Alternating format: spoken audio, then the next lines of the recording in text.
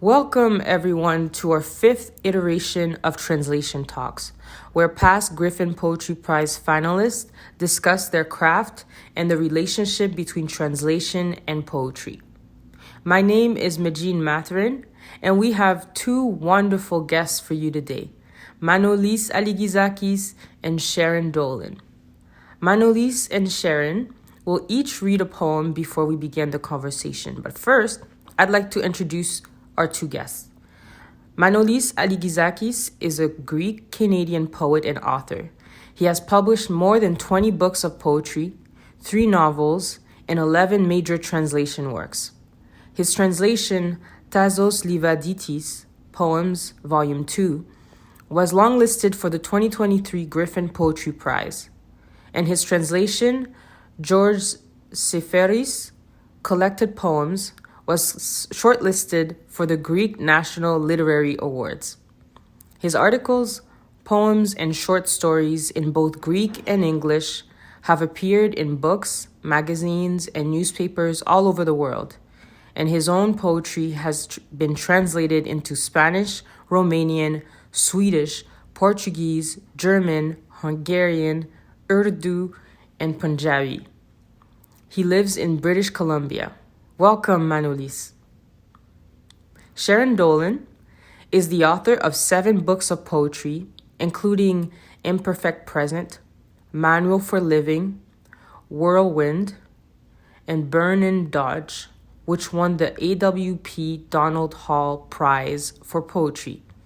She is also the author of 2 poetry books in translation from Catalan, Gemma Gorga's Late to the House of Words, shortlisted for the 2022 International Griffin Poetry Prize, and Book of Minutes.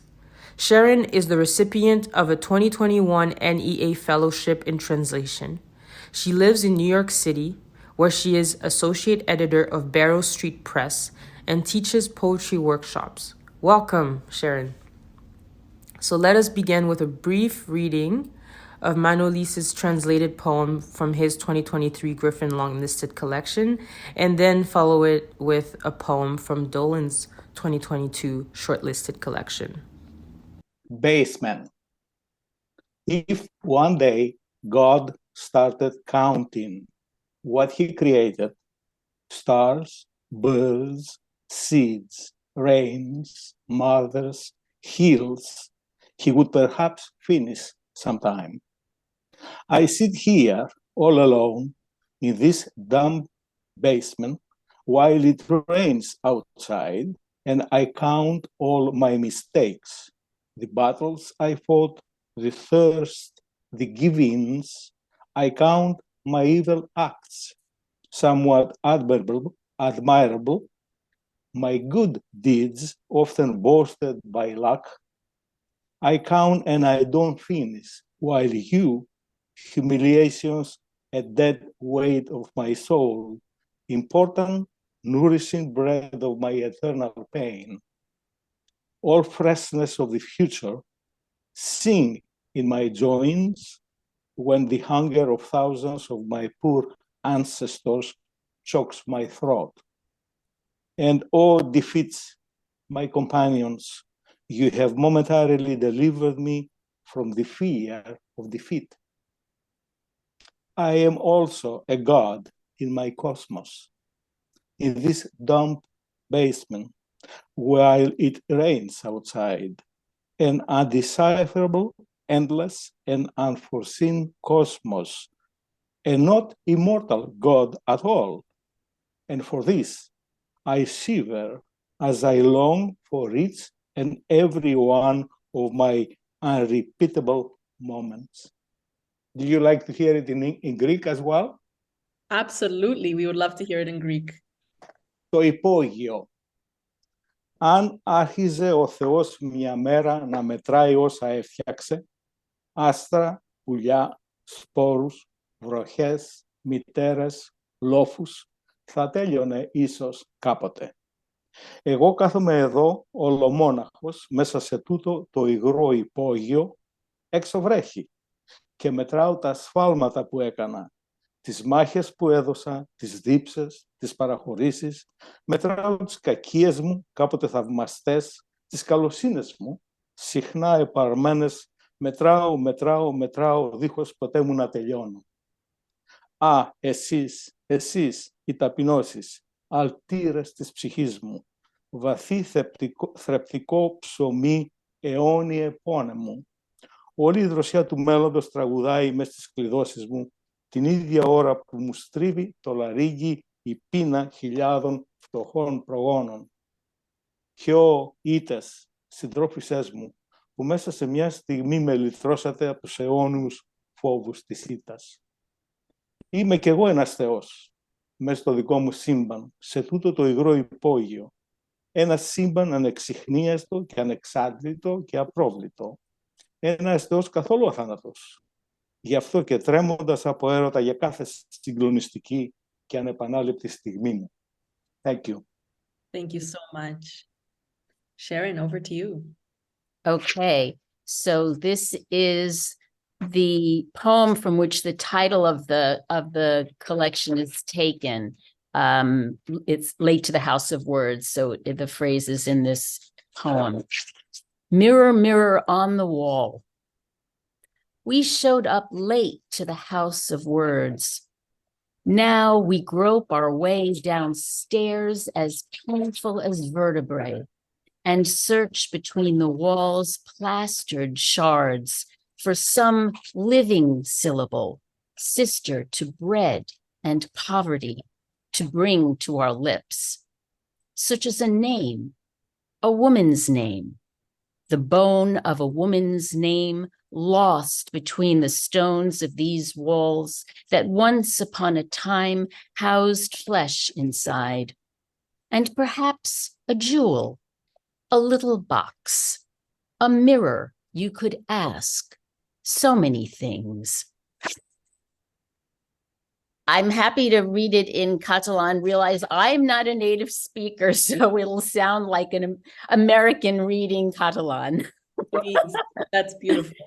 Go for it. Digue'm mirai, vam fer tard a la casa de las paraules, i ara baixem a les palpentes escales adolorides com vèrtebres, i busquem entre el sobre alguna síl·laba viva, germana del pa i la penúria, per dur-nos als llavis, com ara un nom de dona, l'os d'un nom de dona extraviat entre les pedres d'aquests murs que un dia foren habitats carn endins.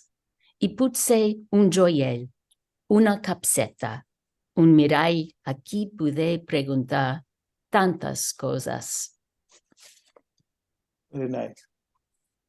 Beautiful. May I make a comment? Absolutely. In my case, the English is the accent, the second language, the Greek is the original. In Sharon's case, it's the other way around. Yes. All good, thank you.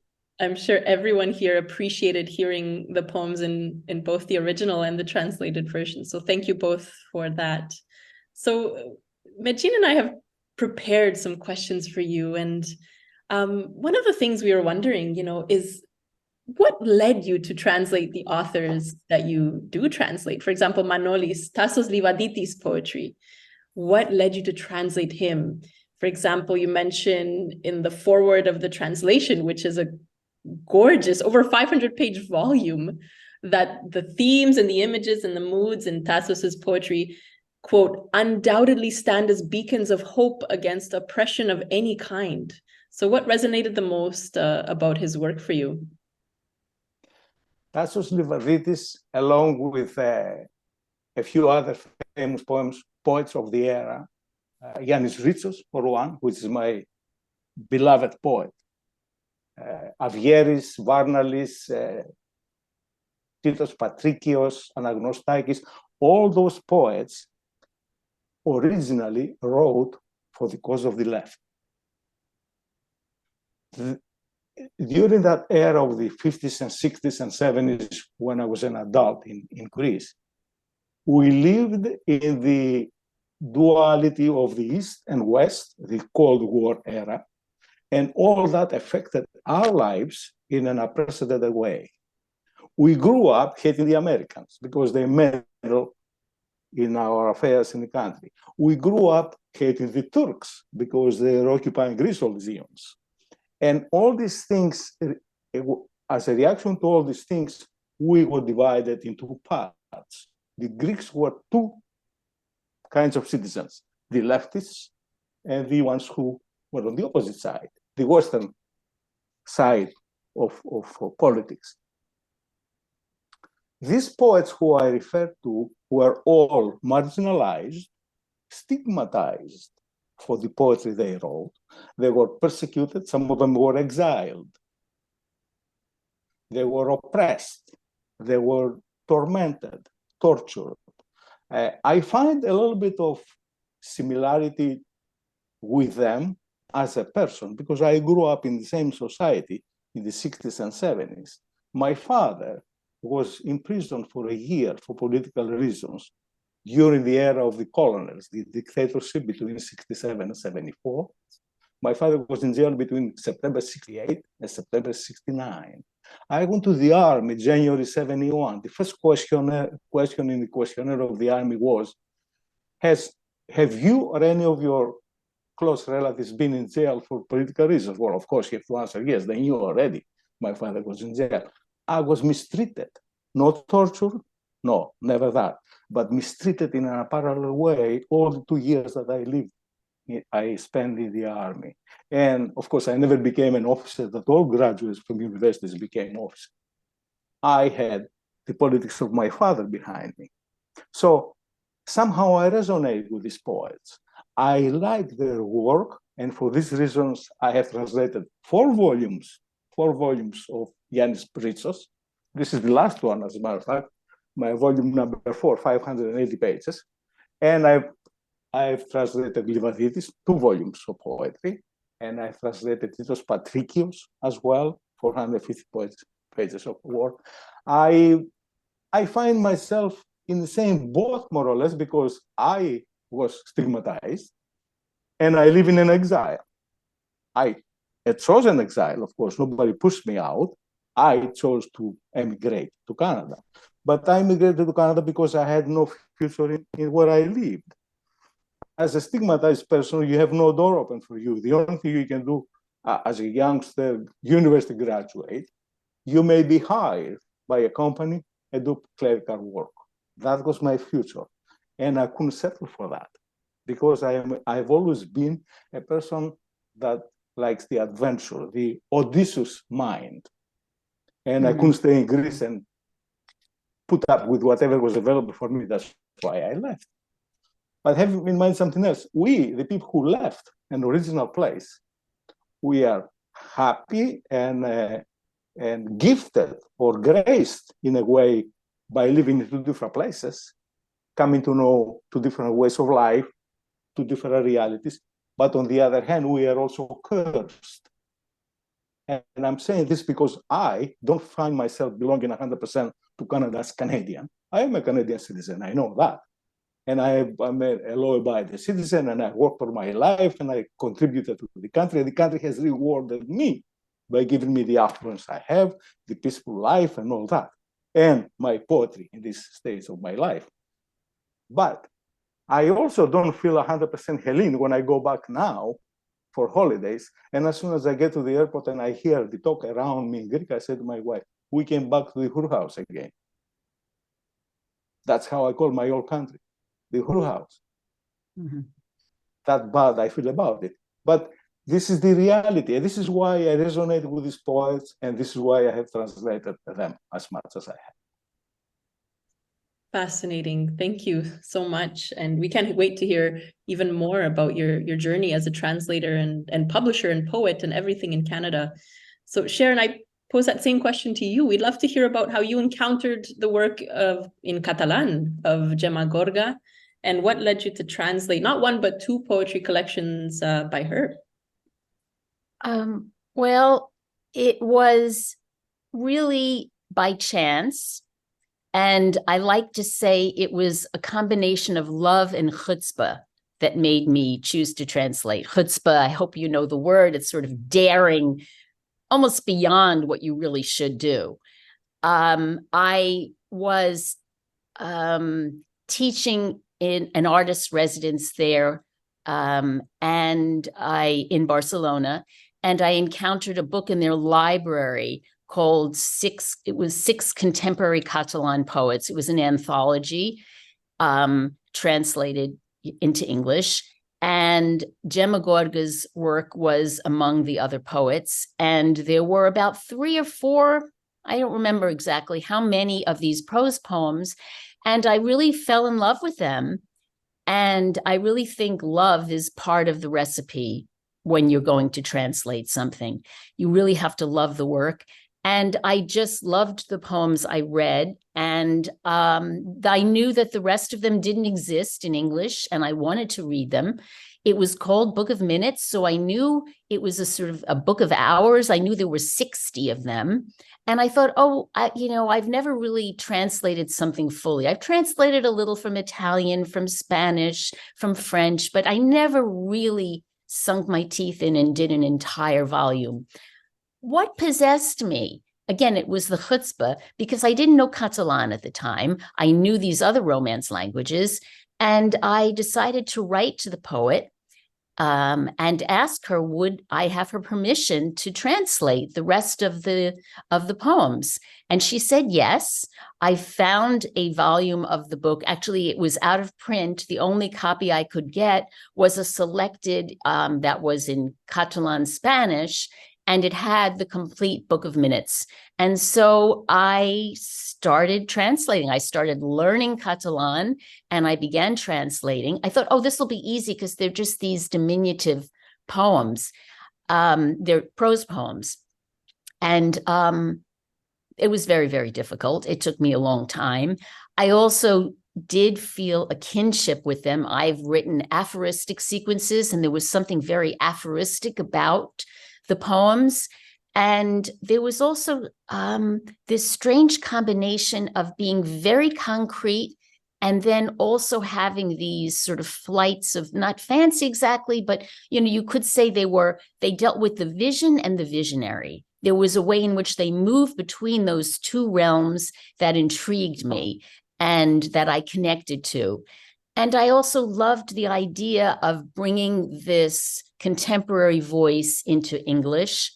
As you may be aware, in Spain, there was a long period of time under Franco, that is until 1975, when it was forbidden to speak in public in Catalan, to write in it, to publish in it, to teach in it. And so it had this marginal status. And it's something of a political statement to decide, I'm only going to write in Catalan, which is what Gemma Gorga decided to do. She obviously she teaches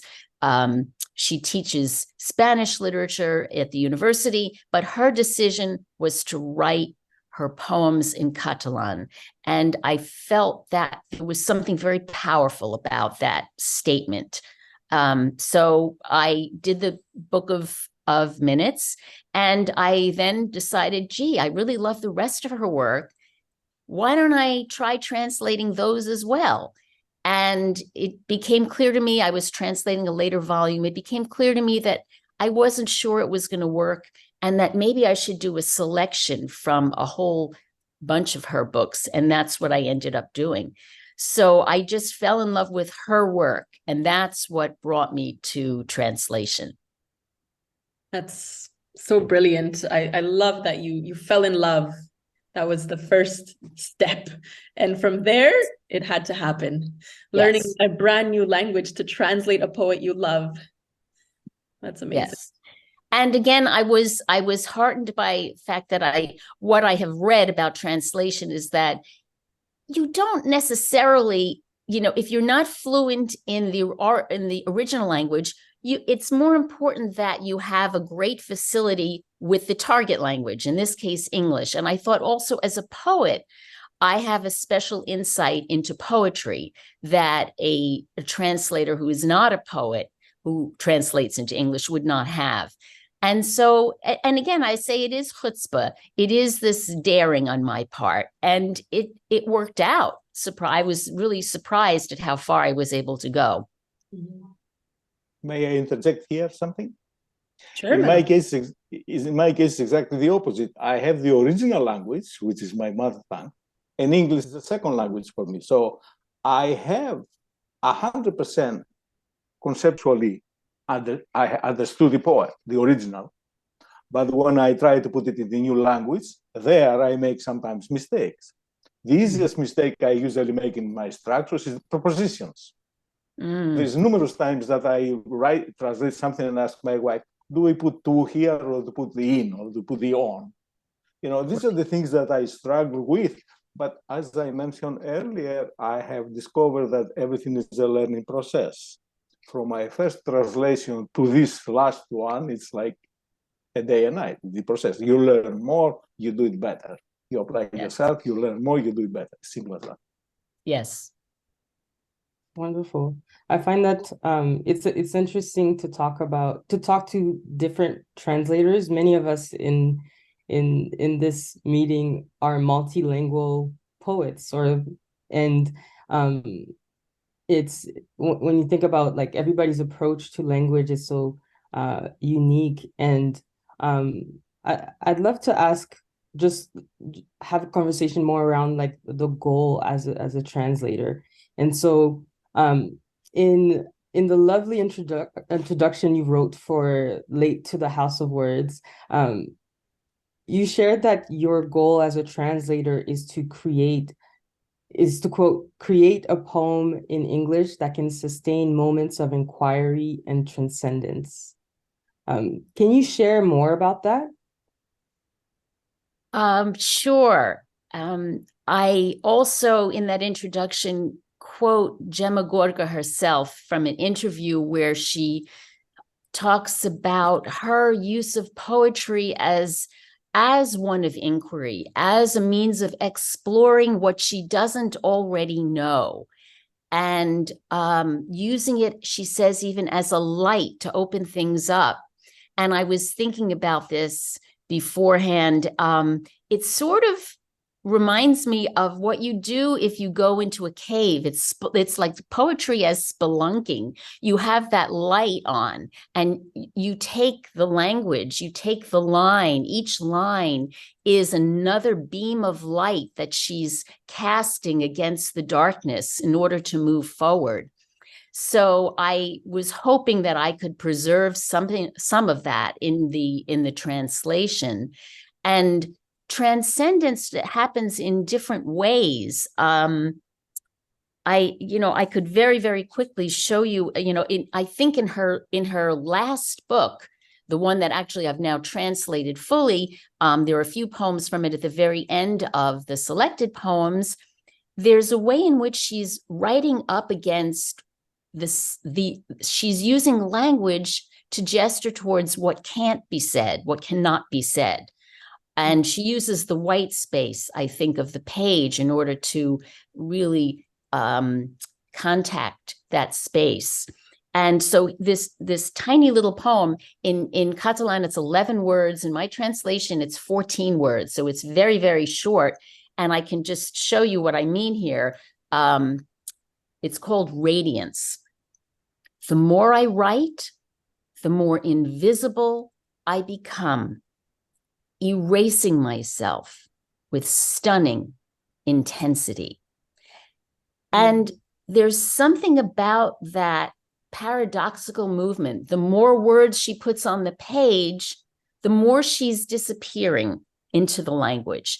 But yet you need to have the writing there in order to erase the self. So she's having it both ways. And that it's a kind of transcendence. And of course, there are poems that really are dealing, I think she's a spiritual poet, that are really dealing with that kind of transcendence as well.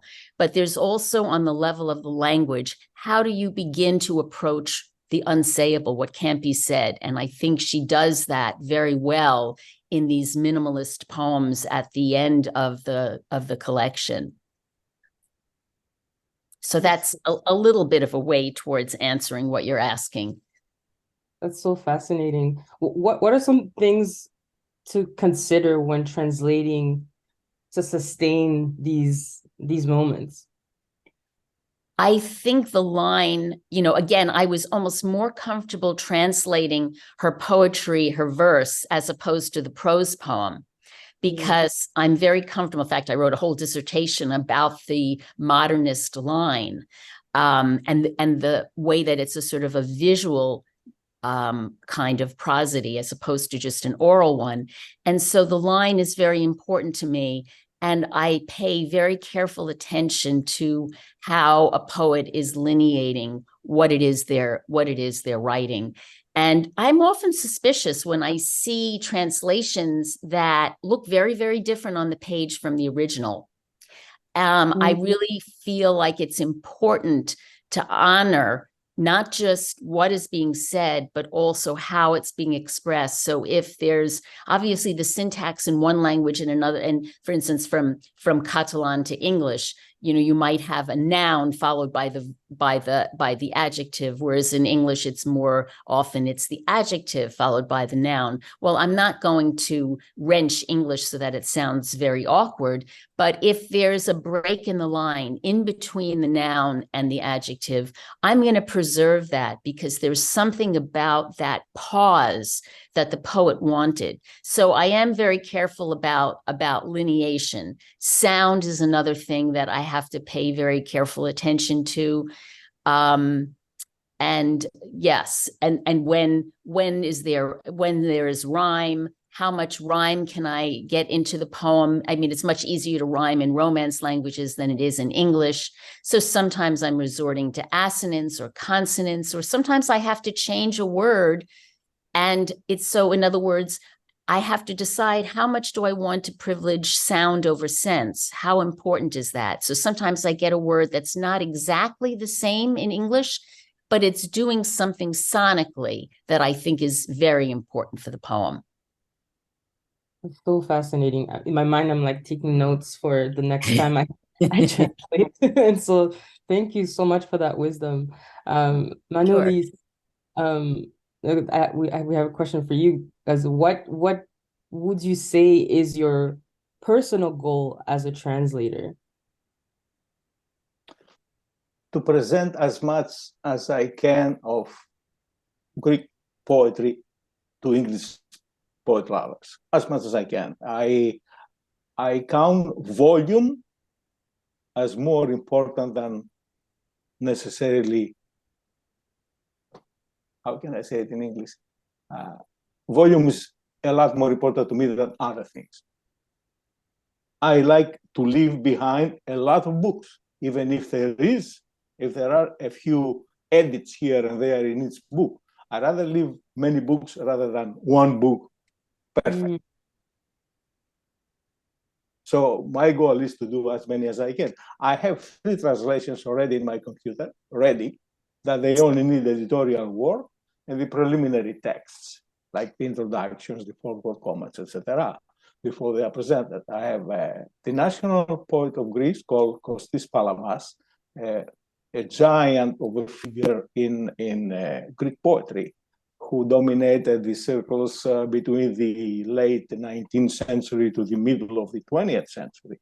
He's called the national poet of Greece. And I translated one of his books called The Dodecalogue of the Gypsy, the 12 narratives of the Gypsy.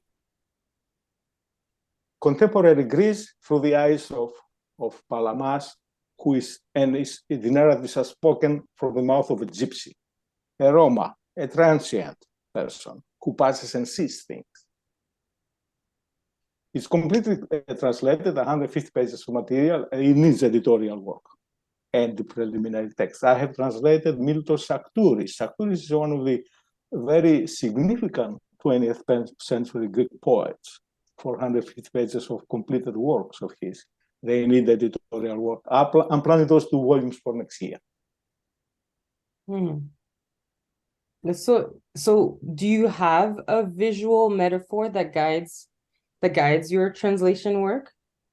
I consider my translation work my calling, my duty to myself as Manolis, as a stigmatized person in the old society where I live, that I like to leave behind as legacy as much as I can.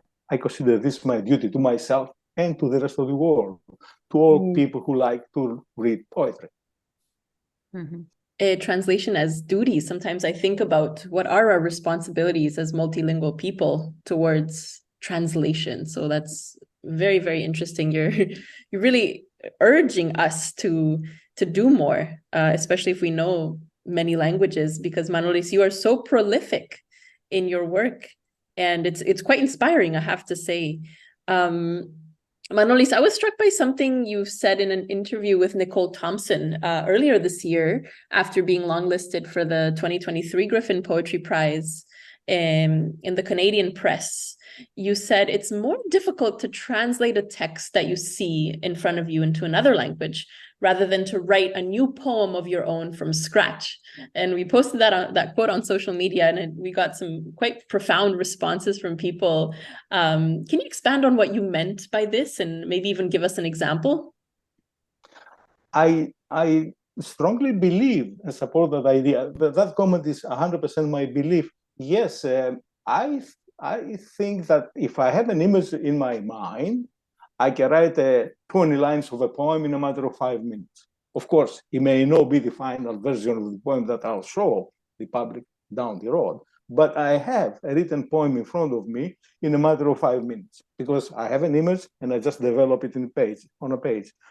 I can write 60, 70, 80 words around it, about it, and have an original poem. If I have one-page original poem from a poet, which I want to translate, I have to dig in there and be the Livaditis at that moment, see how he felt, where was he, what was his conditions, what prompted him to write this, and then dig into the images one by one to grasp every single iota of the concepts. And then, of course, put it in a new language. In my case, in English, is always the battle, how to get it as close as the original. I follow Sharon's comment earlier that you try to keep the original, even the syntax, as best as you can, although there's numerous times that you have to change. You have to follow the English a little more closer to the English than the original, in my case, the trick. But yes, I strongly believe that it's a lot harder to translate a poem which you see in front of you rather than sit down and scribble 20 lines of a poem of your own. Yes. And Sharon, as the author of 7 poetry collections yourself, do you find it is more difficult to translate a text than write a poem of your own? No. I would, I'm thinking it was a beautiful month. I was at MacDowell, the artists colony. And I remember I would spend my mornings in the library because this way I had access to online dictionaries and things like that. And I would spend my morning in translating Gemma Gorga.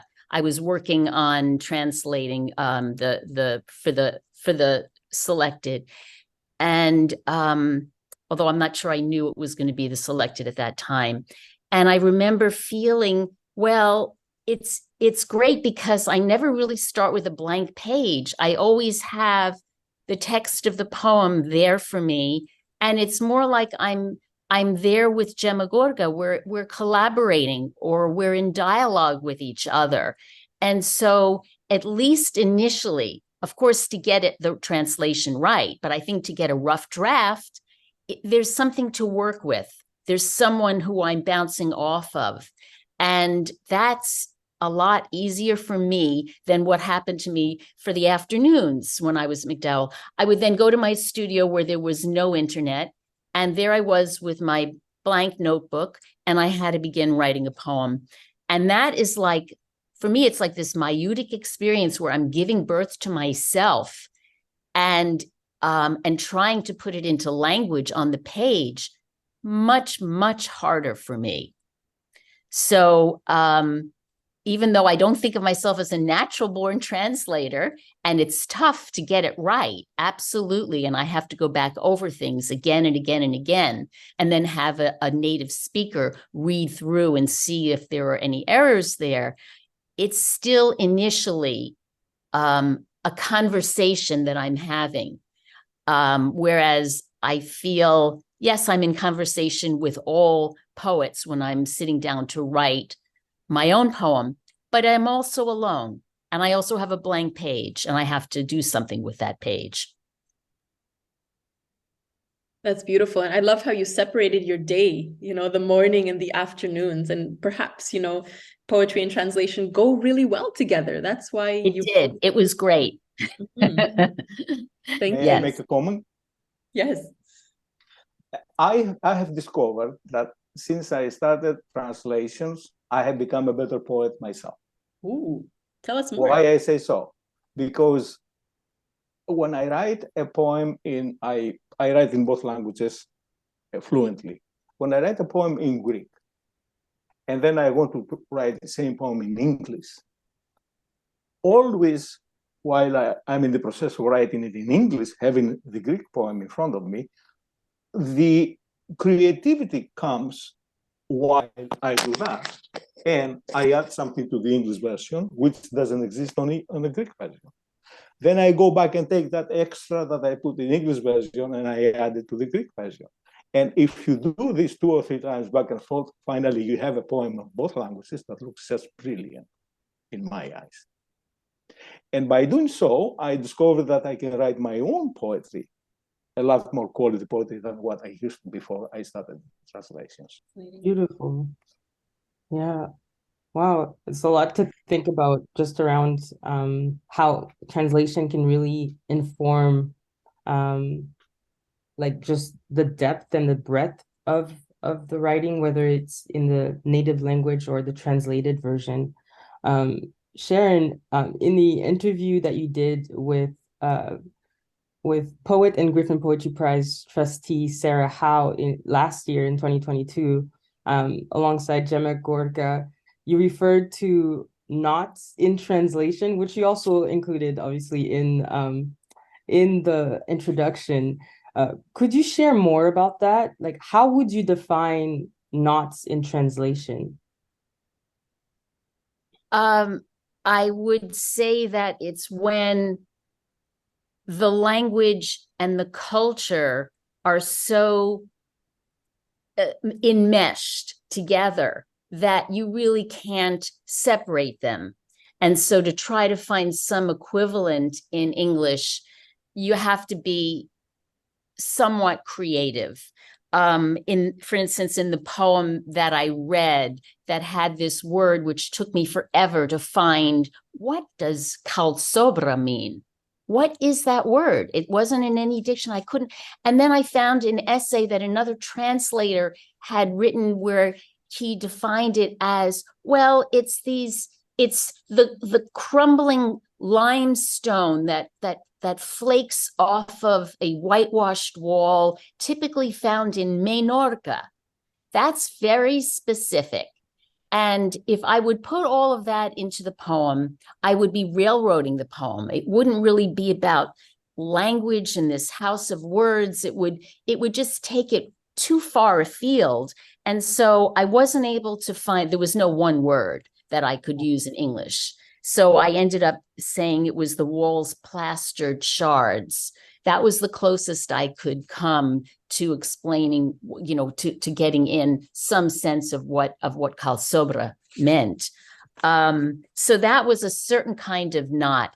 And then the other kind of knot that I think I also talk about in the introduction is when Gemma uses the dictionary, which of course I love about her work. And I am in love with the dictionary, and I have written poems that are etymological.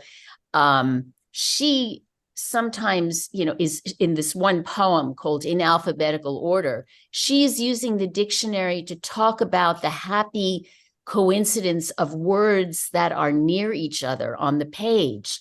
And of course, every language has a different dictionary. So she talks about the way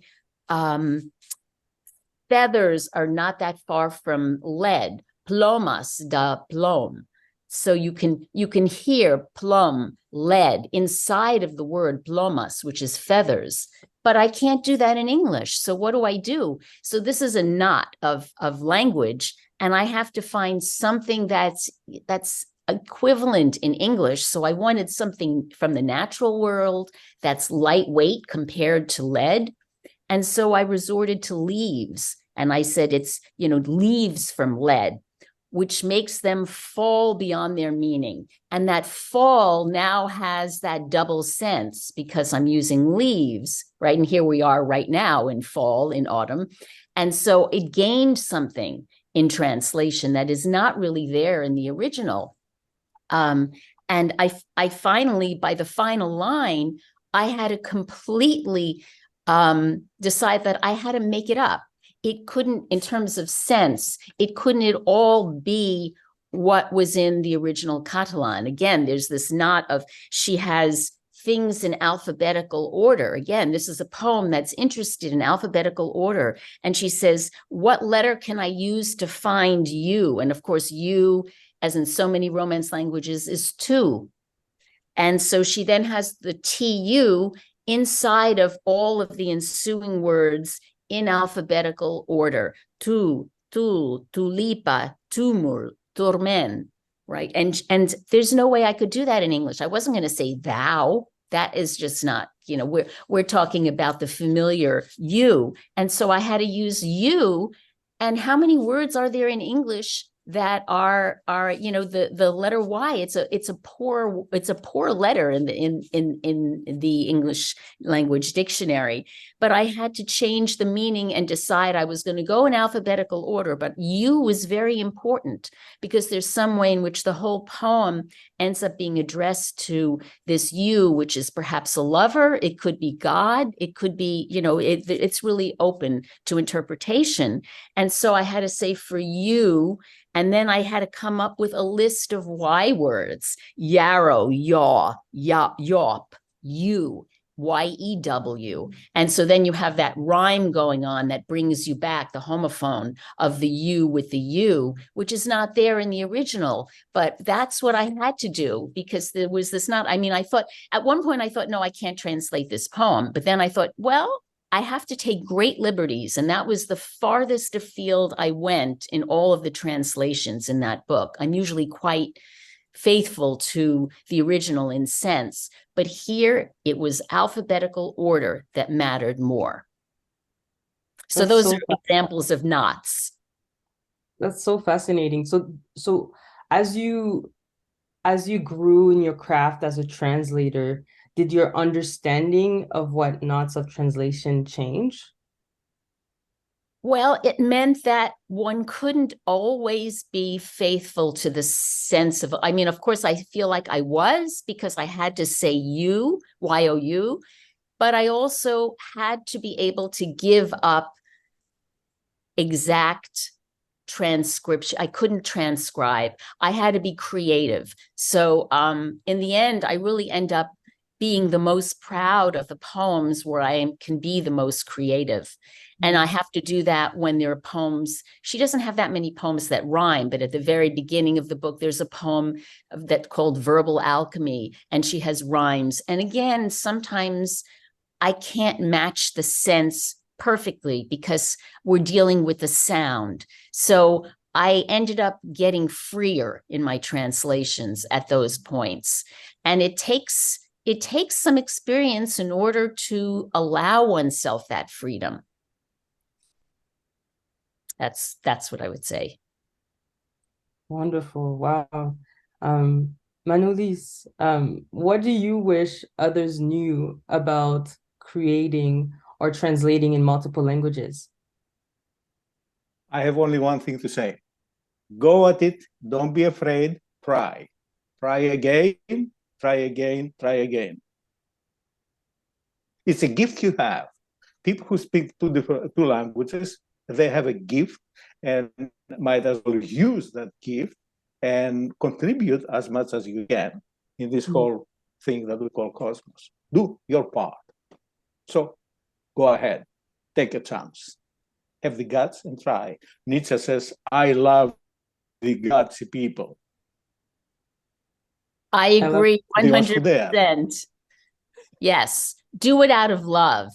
If you do it with love, you can get very, very far. Just do it. That's beautiful. Just do it. You're both very inspiring, and taking up the call for translation, and for us emerging translator and poets like Medjin and I, it kind of ignites our fire to keep going and to do this work that's so important. We have one final question for you before we open up the floor for questions. So please, may I say something? Question in the chat. Yes, Manolis. Before you start that, when I started translating this, you probably are familiar with a very famous Canadian poet, J. Michael Yeats. He just passed a few years, 3 years ago. When he was a close friend, and when I mentioned to him once, I'm going to start translating Greek poetry in English, he says to me, "You cannot do that," because he knew I didn't have 100% the English in the bag. So I understand his comment. But what I said to him was, watch me. Watch me. That's chutzpah right there. Yeah. 12 years later, after the first translation, which was my Cavafy translation, it was a struggle, the first book, I admit. But now they're also easy to do. Thank you. I love it. Having the guts to just start. The invitation that you have posed to all of us is wonderful. All of our participants, I'm sure, are inspired as well. So my final question, as I was reading your work and your bios and everything you're involved in, I'm very interested in discovering in what ways all of your worlds converge, because you are both poets, you're both translators, and you're also both publishers. So perhaps some people here know, but Manolis, for example, started his own press called Libros Libertad in 1996. And I was reading an interview with you in 7th Quarry, and you said, I've never received any financial assistance from any of the federal or provincial programs in Canada, and I just do this for the well-being of the world. You've lived in Canada for over 40 years. Manolis, I'm interested to know more about your experience as a translator, as a poet, as a publisher in Canada, and what keeps you going and motivated? Perhaps what I mentioned earlier, that I like to contribute. I look at the bigger picture. I don't look at the tree, I look at the forest. I consider that we all are part of this big thing, that we have a goal here. Our purpose, allow me to say something philosophical, our purpose, I see our purpose as something a lot more significant than following the lifestyle of a donkey. It's in simple terms, the rest of the people. And next year, I have a collection of poetry coming out, my own poems, which I have given the title, The Incidentals. I'm talking of all the people who come and go and leave nothing behind, which is 99% of the people. So our purpose is, I consider our purpose a lot more significant than that. And I found it through this work. I had so many things to say inside of me, and this is why I started the publishing company. It was a little difficult for a person who has such a strong accent like I have, and a funny-looking name like mine, to get established in the conventional circles of poetry in this country. It was a little difficult. And I didn't want to waste my time running after one publisher after the other and chasing one rejection after the other. And I said, well, I have so many things to say, I want to say them. This is the idea of Libros. Of course, I put the company together back in the day. I have received not one iota of a penny as a grant from either provincial. I do it for the good of the world. Now, of course, I'm a retired person. Back in the day, I was a stockbroker. I had a good income, and I could afford to do that. Nowadays, I'm a retired person. I'm a pensioner, and I have cut down in the volume of production. I only do 1 or 2 books per year, but I found all this on my own, and I have no problem doing so. Fascinating. Thank you for all the work that you do with Libros Libertad and everything else. And Sharon, you also work as a publisher, right? Can you tell us? Associate editor of a poetry press called Barrow Street Press. Perfect. Please talk to us more about that and how that intersects with your translation and poetry worlds. Well, I will say that primarily I'm a poet. I happen to do these translations.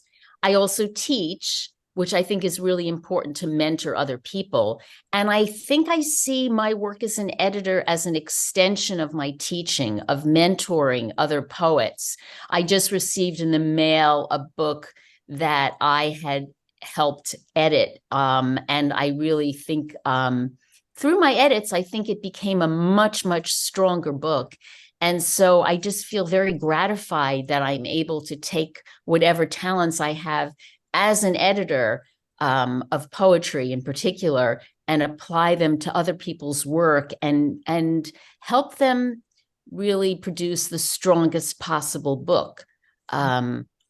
And I find it very gratifying. It doesn't replace my time as a poet. You know, it's very part-time that I do it, but it feels like it's necessary work.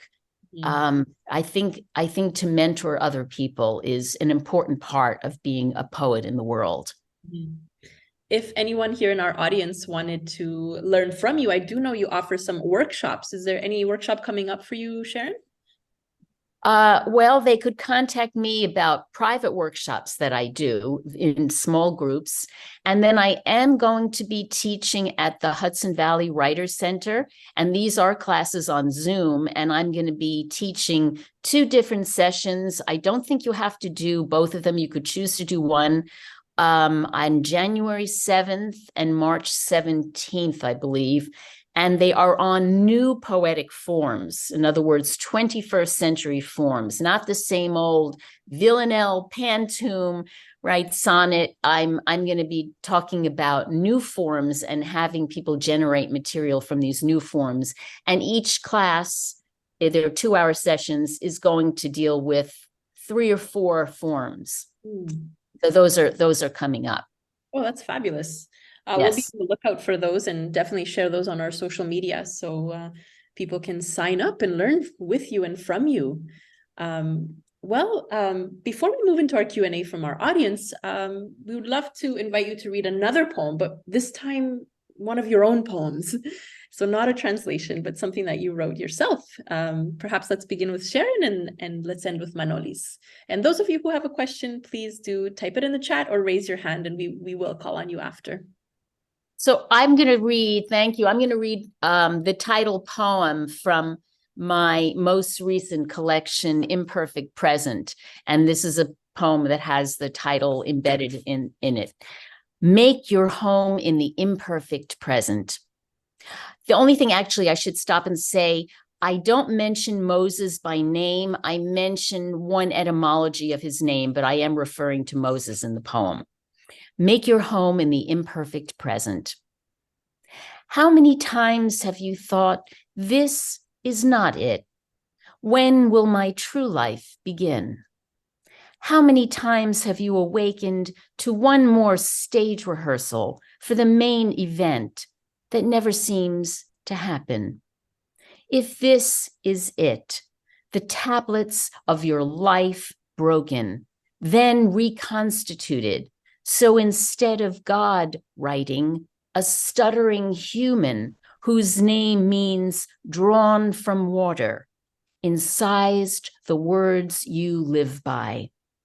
If this imperfect, not as you had expected, is the show, if all your life could be lived in the improvised now, like the time you were awakened early in Bologna, brought before a class, unprepared as you were to read and speak, and because you had no time for anxiety to take your breath away, you stood and read and spoke into the moment.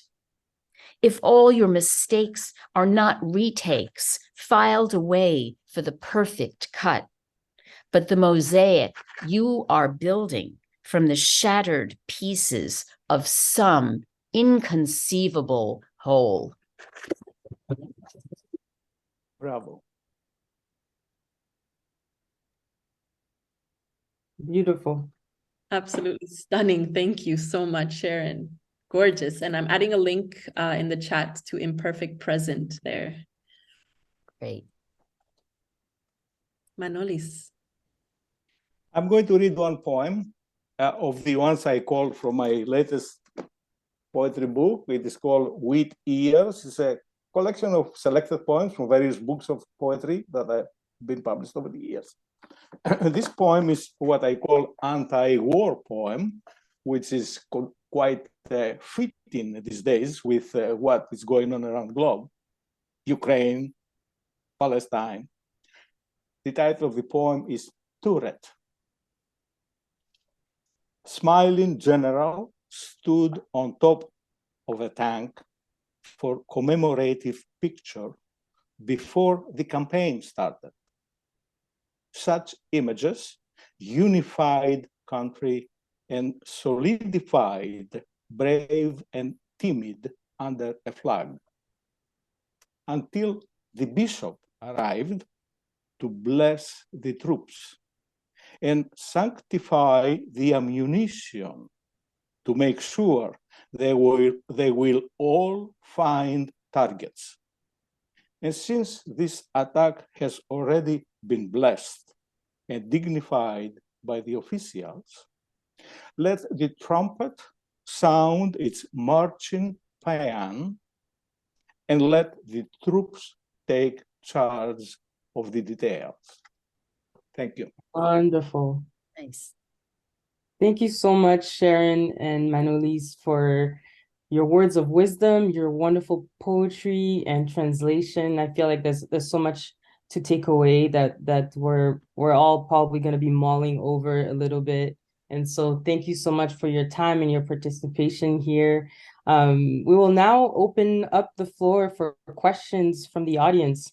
So please raise your hand or type your question in the chat, and we'll be happy to have a conversation. Wonderful. Mary, go ahead. Thank you so much, all of you and Scott here, for making this available. I need encouragement. 2 years, I've been a volunteer editor with the Writers in Exile program of PEN Canada. I'm mostly translating fiction, but there's a wonderful poet who needs translation, and there's nobody else to do it but me. I wish if anybody here is willing to step forward, please, I will connect the two of you. He's working as all of these writers, they're cleaning toilets and working in factories. They have no time to work on their English. They have no time to learn about Canadian poetry, but they have so much to say in such amazing images. Please give me some words of encouragement and as you say, Sharon chutzpah, just to jump in and do it. You love the work. It sounds like you're the perfect person. You're selected, you're elected. You have to do it. It seems to me you just, it's like Anne Lamott said, bird by bird. This is poem by poem. If you think about it that way, take on one poem at a time, break down the task so that it's smaller. Choose one of the poems that you're particularly drawn to and start there. That's what I would say.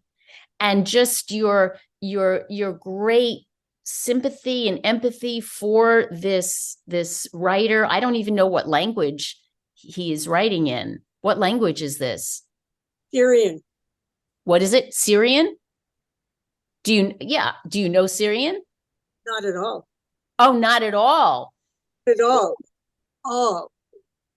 What, sorry? Not at all. Not at all. That's a little hard. If you think you can take on learning the language enough to be able to translate, how are you able to read the poems then? So what we're working together through a translation platform, which is very imperfect, and then hammering out the meaning, sentence by sentence. It's very challenging, but they learn a lot of English and I learn a lot of the culture. It's very slow, painstaking work. So it's a collaboration of sorts. I think it's wonderful. So it's having multiple reasons for being.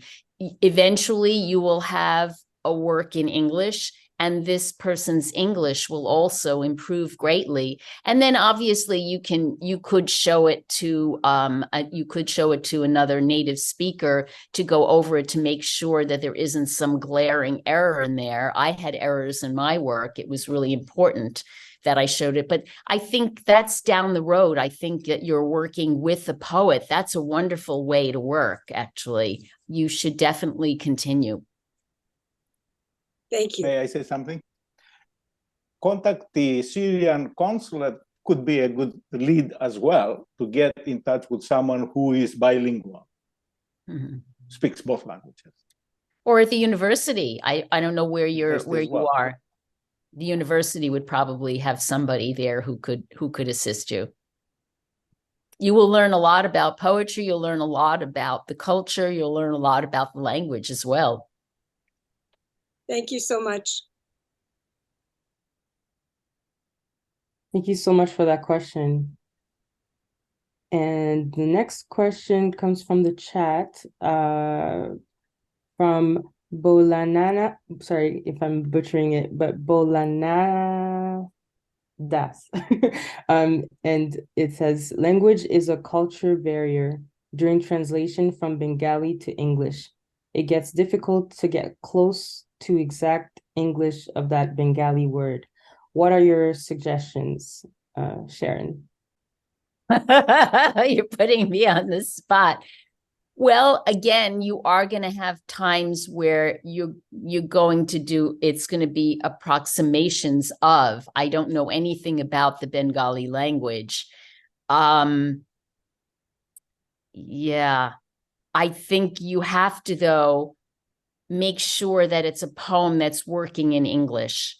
You don't want it to sound like a translation. You want it to live and breathe as a poem in English in its own right. And so you're going to have to give up having absolute faithfulness to the text. You will have a greater loyalty to the text if you are able to take liberties in order to turn it into a poem in English. I'll have to assume that you're pretty fluent in English in order to be able to do this. Knowing nothing else about the language, you might have to have notes.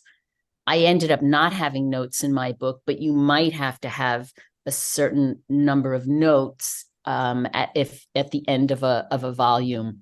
I would imagine it's a very musical language, and English can sometimes not have the same kind of musicality as certain other languages have. And you'll have to try to find a different music in English. May I suggest something practical? Sure. Start translating something very short and concise. Once you do a short poem, slowly you extend to a longer one. And that's how you get the way of working around. English can have a musicality to it. Again, you can get that through the rhythms of the language. You could get that through different kinds of rhyme or slant rhyme, off rhyme, assonance, consonants. There are different things you could do to create a musicality of your language. Stress and unstressed, depends on how metrical you want it to be. I don't know how metrical, if there's a different kind of system for Bengali. I'm really in the dark here. Great answers. Thank you. Thank you for that question. This was really, really great conversations. I'll pass it over to Adriana, I believe. Yes. Wow. It's been a really inspiring, generative discussion. I'm sure that our audience members are very grateful to you for coming. So thank you, Manolis Aligizakis, Sharon Dolin. We have recorded this wonderful event and we'll be sharing it on our SoundCloud and our YouTube as a podcast. And our next translation talks will take place in February. So please tune into our social media for updates. In March, we will launch our long list. In April, our short list. And in June, as usual, our Griffin Poetry Prize winner, as well as our Lifetime Recognition Award recipient. Not to mention, actually, in May, our Canadian First Book Prize winner. So all of these dates are all on our social media and our website. Thank you for joining us today, and we're very grateful.